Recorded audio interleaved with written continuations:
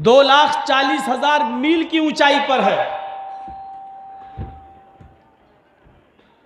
لیکن اللہ نے یہ نہیں کہا کہ ہم نے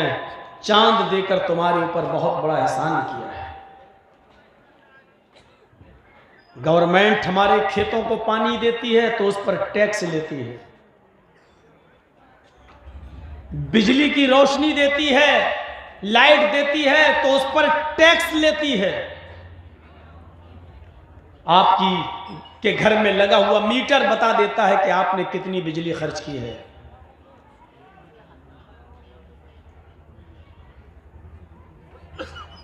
دنیا کا اصول ہے احتیاج طرفین سے ہوتا ہے۔ ہم دھوبی کے محتاج ہیں کہ وہ ہمارے کپڑے دھلے،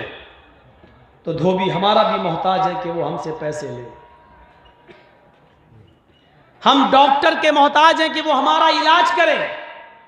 تو ڈاکٹر ہمارا بھی محتاج ہے کہ علاج کے بدلے ہم سے پیسے لے۔ ہم بہت سی چیزیں خریدتے ہیں دکانوں سے، ہم اشیاء خرد و نوش کے محتاج ہیں، کھانے پینے کی چیزوں کے محتاج ہیں۔ ہم یہ چیزیں خریدتے ہیں،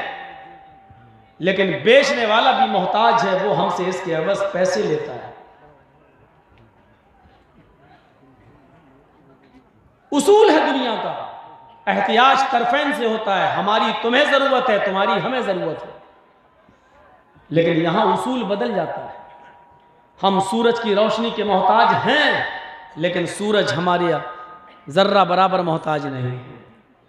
ہم چاند کے محتاج ہیں، لیکن چاند ہمارا ذرہ برابر محتاج نہیں ہے۔ ہم آسمانی بارش کے محتاج ہیں، لیکن بارش ہماری ذرہ برابر محتاج نہیں ہے۔ ہم گورنمنٹ کی دی ہوئی بجلی سے پنکھا چلاتے ہیں، بھی مئی جون کی گرمی میں فین چلائیں گے، اے سی چلائیں گے، مصنوعی ہوا ہم حاصل کرتے ہیں، تو گورنمنٹ اس کے بدلے ہم سے بھاری بھرکم ٹیکس لیتی ہے۔ لیکن اللہ رب العالمین نے جو ہوا چلائی ہے، جس کی 1 منٹ کی عدم موجودگی ہم برداشت نہیں کر سکتے، لیکن اللہ رب العالمین نے آج تک اس ہوا پر ہم سے ٹیکس نہیں مانگا۔ 1 گھنٹہ گورنمنٹ پانی دیتی ہے ہمارے کھیتوں کو، تو اس کا کتنا لمبا چوڑا ٹیکس ہمیں دینا پڑتا ہے۔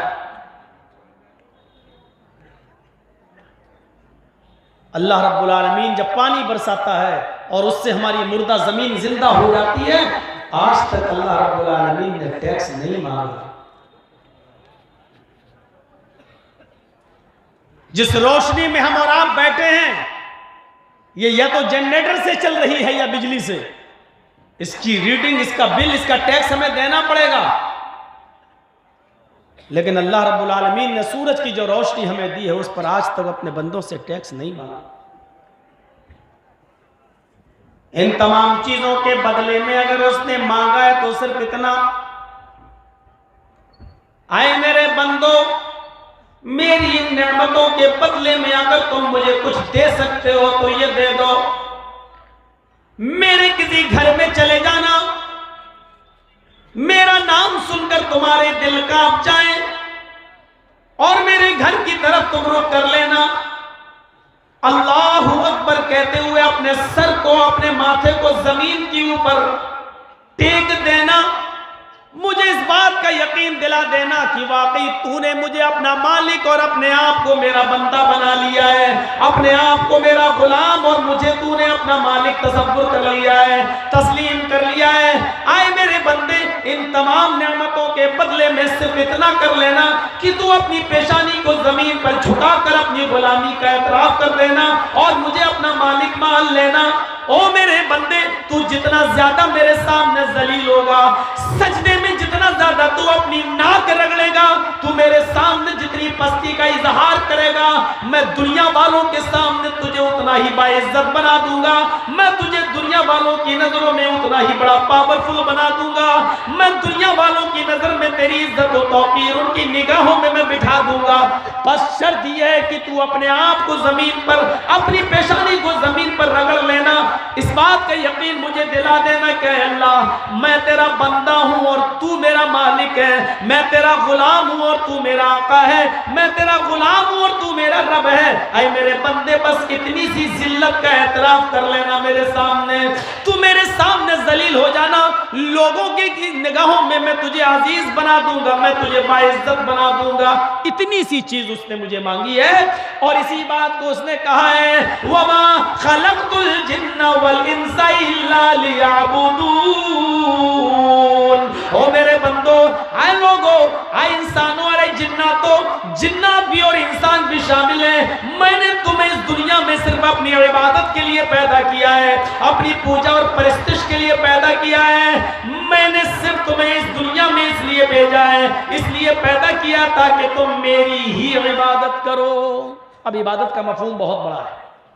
صرف سجدہ کر دینا ہی عبادت نہیں ہے، اپنی بیوی بچوں کے لیے محنت کرنا، کھیت جوتنا، ہل چلانا اور اس کی فصل کا انتظار کر کے مارکیٹ میں لے جا کر بیچنا، یہ بھی عبادت کا ایک حصہ ہے۔ اپنی بیوی کو پیار بھرا لقمہ اس کے منہ میں ڈالنا بھی عبادت کا ایک حصہ ہے، اس پر بھی ثواب ہے، اور جس چیز پر ثواب ملے وہ عبادت کہلاتی ہے۔ راستے میں کوئی پتھر پڑا ہوا ہے یا کیلے کا چھلکا پڑا ہوا ہے، آپ کی نظر پڑ گئی ہے، اب آپ کے اوپر ضروری ہے کہ آپ رک جائیے، موٹر سائیکل پہ تو رک جائیے، سائیکل پہ تو رک جائیے، پیدل ہو تو رک جائیے، اور اس پتھر کو، اس کیلے کے چھلکے کو، اس کانٹے کو راستے سے ہٹا دیجئے، اس پر بھی ثواب ہے۔ یہ مت دیکھنا کہ اس راستے سے صرف مسلمان گزر رہے ہیں اس لیے ہٹا رہا ہوں، غیر مسلم بھی گزرے، بوڑھا بھی ہو سکتا ہے، بچہ بھی ہو سکتا ہے، ایک عورت بھی ہو سکتی ہے، کوئی بھی پھسل سکتا ہے، آپ یہ انسانیت کا تقاضا یہ ہے کہ آپ اس کو پھینک دیں۔ اس کو بھی ایمان کا ایک حصہ قرار دیا ہے اللہ کے نبی جناب محمد رسول اللہ نے، فرمایا الایمان بضع وسبعون شعبہ، ایمان کی 72 سے زیادہ شاخیں ہیں، 70 سے زیادہ برانچز ہیں، ان میں سے سب سے افضل برانچ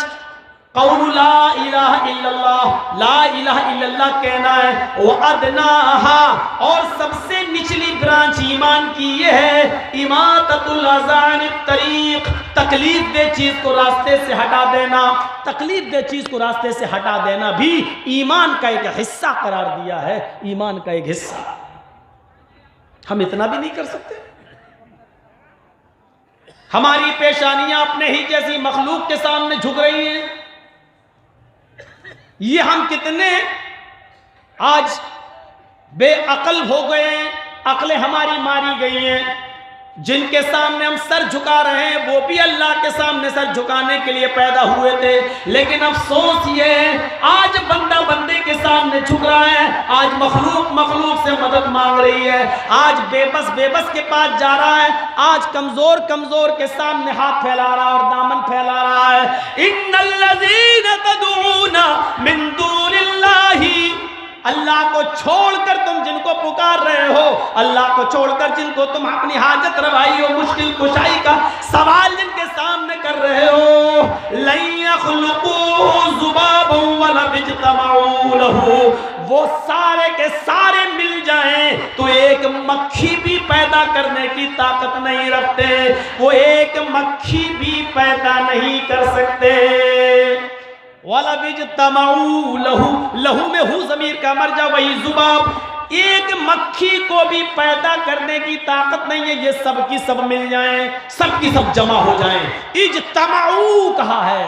اجتمعوا جمع مذکر غائب کا صیغہ، سب کے سب اکٹھے ہو جائیں پھر بھی ایک مکھی پیدا نہیں کر سکتے، ایک دو نہیں، سب مل جائیں۔ علامہ احسان الہی ظہیری اس آیت کا ترجمہ یہ کرتے تھے، کشمیر سے کنیا کماری تک اور بریلی سے بغداد تک سب اکٹھے ہو جائیں، سب، اور ایک مکھی بھی پیدا کرنے کی طاقت نہیں رکھتے، اور مکھی پیدا کرنا تو چھوڑو، مکھی جو چیز لے کر چلی جائے، مثلا کچھ کھا رہے ہیں اور اس پر مکھی بیٹھ گئی، تھوڑا سا لے گئی، مکھی کتنا لے جائے گی؟ دماغ میں لاؤ، مکھی کتنا لے جائے گی؟ اللہ کہہ رہا ہے ارے مکھی پیدا کر کے جان ڈالنا تو بہت، اس میں تو ان کی نانی مر جائیں گی، ان کو چھٹی کا دودھ یاد آ جائے گا۔ مکھی جو لے کر اڑی ہے اسی کو پکڑ کے دکھا دیں، جو چیز چھین کے لے گئی ہے اسی سے یہ واپس لے کر دکھا دیں، مکھی کو پکڑ کے وہ چیز واپس نہیں لے سکتے۔ جو مکھی کا اتنا کچھ نہ بگاڑ سکے، مکھی سے ایک چینی کا دانہ تک واپس نہ چھین سکے، وہ تمہارے کاروبار میں